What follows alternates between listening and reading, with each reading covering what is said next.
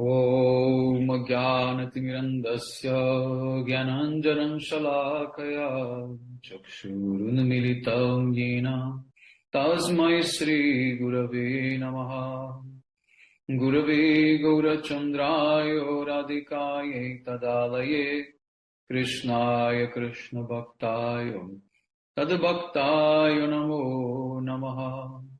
Narayanam Gurum Vande Sharanyam Bhakta Bandhavam Gaudamanubhishtam Purnam Viradha Dasyam Pradayakam Nirupānugacārya Varyambu Rupamanjari Preshtakam Patita Pavana Karunyam Yugacārya Narayanam Vanchakalpatarubhyascha Kripa Sindhubhyaevacha Patitanam Pavanebhyo Vaishnavebhyo Namo Namaha. Namo Mahavadanyaya Krishna Prema Pradayate Krishnaya Krishna Chaitanya Namne Gaura Tuise Namaha. Shama Sundara Shikanda Shekara Ismirahasara Murali Manohara Radhikara Sikamam Kripanide Swapriya Charana Kinkarim Puru Tapta Kanchana Gaurangi Radhe Vrindavaneshwari Vrishabhanusute Devi Pranamami Haripriya Vrindaye Tulasi Devyai Priyaye Keshava Sacha Krishna Bhakti Prade Devi Satyavatyai Namo Namaha. Shri Krishna Chaitanya Prabhu Nityananda Shri Advaita Gadadhara Shri Vasadi Gaura Bhakta Vrinda. Hare Krishna Krishna Krishna Hare Hare Hare Ramu Ramu Ramu Hare Hare.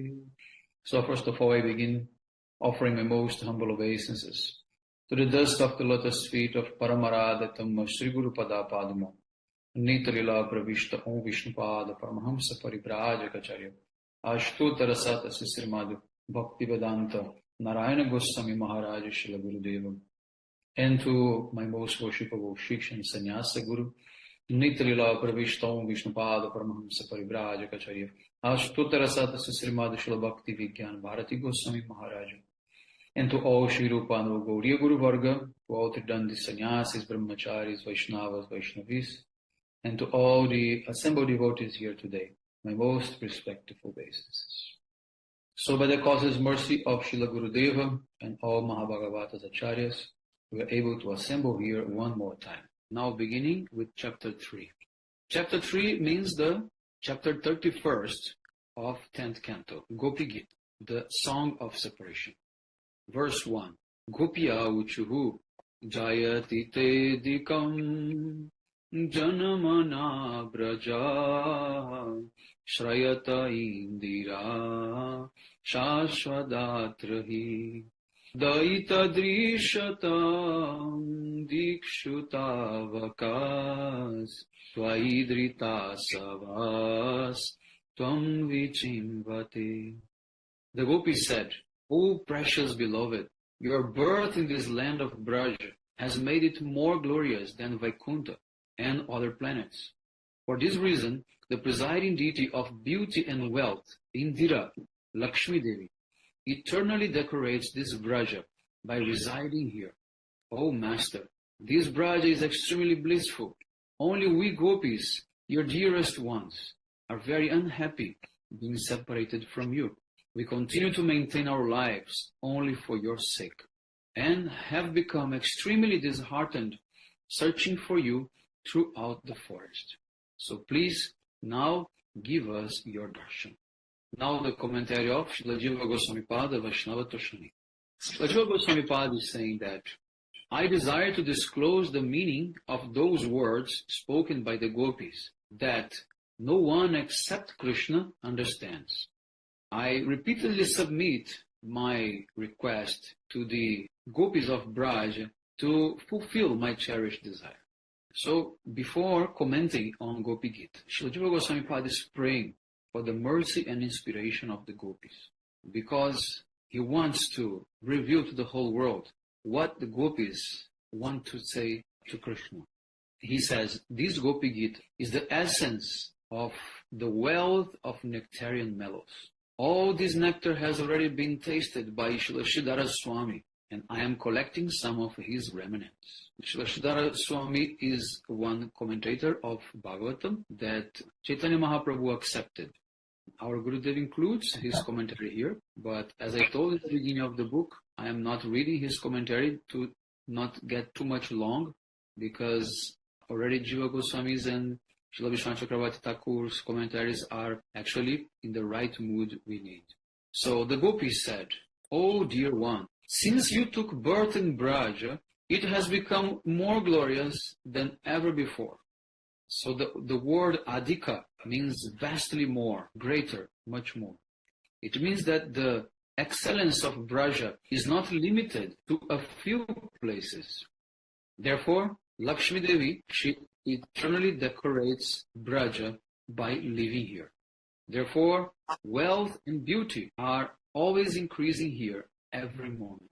The word Braja indicates not only the land itself, but also the inhabitants. So it means that by the influence of Lakshmi Devi, all the inhabitants of Braja, including humans, animals and plants, mountains, lakes, they have attained full auspiciousness. But, oh my God, we are alone, being very badly treated by Providence, and we were cursed to be suffering. Although you are omniscient and most merciful, and also our beloved, you cannot understand our sorrow, the gopis tell to Krishna. The gopis are saying, at this time we can even ignore the pain of other problems, but we just want you to know about our misery. Therefore the gopis are calling Krishna Daita, oh dear one. Hey Daita, oh beloved, just for a moment, even from afar away, look to our condition and recognize our suffering. It is your nature to feel grief of others. So therefore, after learning about our miserable condition, you will be unable to stop yourself from appearing before our eyes. But Krishna, he may ask, why are you so unhappy? Therefore, to explain this, the gopis, they use the word dikshu. We are holding the hope to find you, and we are searching everywhere for you. But this aimless wandering has made us extremely tired. We are your gopis, whom you have accepted as your own. We take pride in identifying ourselves as yours. And that is why we are so unhappy while looking for you. If we were not yours, we would never be subject to this sorrowful state. So here the gopis are saying that the reason they suffer is because they belong to Krishna. And they would never take such type of hardship if it would not be for his pleasure, for his sake. But now we have to understand one thing. Krishna left the Rasa dance because the gopis became proud. So this separation made the gopis become humble. So now Srila Jiva Goswami Pad is saying, with humility rising in their hearts, the gopis, they address Krishna as Daita, because they hope that Krishna, who is an ocean of mercy, he will take pity on them, because the definition of Daita means one who bestows mercy. The word Daita also means the one who accepts the heart of another person. But here, it actually means compassion, because the gopis, they want to invoke Krishna's compassion. They want that Krishna should manifest mercy in his heart, while they are accusing him in a very sweet way. So the gopis say, now that you have accepted our hearts, it is improper not to give your mercy upon us. Now a question may come, that genuine love, devoid of self-gratification, does not exist in the world of mortal man, mundane people. If it does exist, then how can be separation? And if there is separation, how the lovers can remain alive? So according to this logic, it is very clear that the heroine cannot remain alive in separation from her Daita. So in this way, Krishna, he is asking the gopis, then how come that you are still alive without me? Then the gopis reply, we live only for you. Our life airs remain in our bodies because we hope to be with you. We are maintaining our lives only for your sake. And then we have offered our life heirs and senses to you. Therefore we are searching for you. O beloved, please try to understand our plight. Because if you do, then you definitely give us your darshan.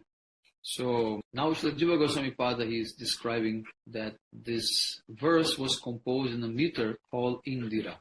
And he gives details, technical details about the grammar structure of the verse. So here Drishatam means the knower, which means one who realizes our sorrow is Drishatam. So the gopis are saying, let our sorrow be known. We want Krishna to know about it. After he beholds our anguish, he will surely manifest himself, because he is always distressed by seeing the distress of others. So now the commentary of Srila Vishwanath Chakravarti Thakur, Sarata Darshini.